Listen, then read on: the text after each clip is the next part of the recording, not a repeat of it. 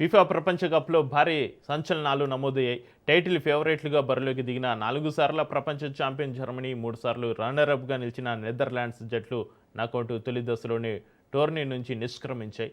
అంచనాలకు పూర్తిగా భిన్నంగా పరాగ్వే, మొరాకో జట్లు పెనాల్టీ షూటౌట్లో సంచలన విజయాలను నమోదు చేసి ప్రీ క్వార్టర్ ఫైనల్కు దూసుకెళ్లాయి. ఇక జర్మనీ పరాగ్వే మ్యాచ్ అత్యంత ఉత్కంఠగా సాగింది. బంతిపైన 65% నియంత్రణ, 21 గోల్ ప్రయత్నాలు, 752 పాసులతోటి మ్యాచ్ మొత్తం జర్మనీ ఆధిపత్యం ప్రదర్శించింది. మరోవైపు కేవలం 23% బంతి నియంత్రణతో ఆడిన పరాగ్వే మాత్రం అవకాశాలను సద్వినియోగం చేసుకుంది. తొలి 42వ నిమిషంలో జూలియో ఎన్సికో గోల్తో పరాగ్వే ఆధిక్యంలోకి వెళ్ళగా, ఇక రెండో అర్ధంలో హావెర్ట్స్ హెడర్ తోటి జర్మనీ సమం చేసింది. నిర్ణీత సమయం అదనపు సమయంలోనూ మరో గోల్ నమోదు కాకపోవడంతో మ్యాచ్ పెనాల్టీ షూటౌట్కు దారితీసింది. షూటౌట్లో Paraguay goalkeeper Orlando Gil 2 కీలక సేవులు చేసి హీరోగా నిలిచాడు.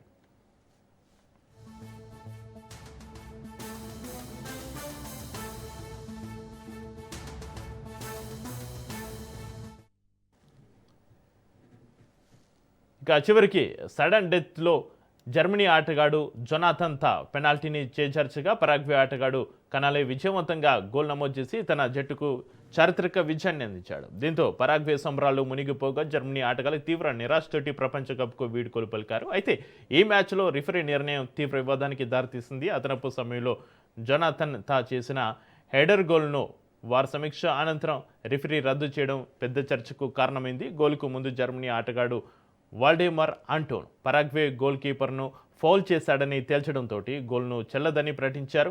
ఈ నిర్ణయంపైన పలువురు మాజీ ఆటగాళ్లు, విశ్లేషకులు తీవ్ర అభ్యంతరం వ్యక్తం చేస్తున్నారు. ఇక మరోవైపు మ్యాచ్లో మొరాకో కూడా నెదర్లాండ్స్కు ఓడించి ప్రపంచ కప్లో మరో సంచలనానికి తెరలేపింది. వరుస అప్సెట్లలో ఫీఫా ప్రపంచ కప్ మరింత ఉత్కంఠగా మారగా టైటిల్ రేస్లో ఇప్పుడు కొత్త జట్లు సత్తా చాటుతున్నాయి.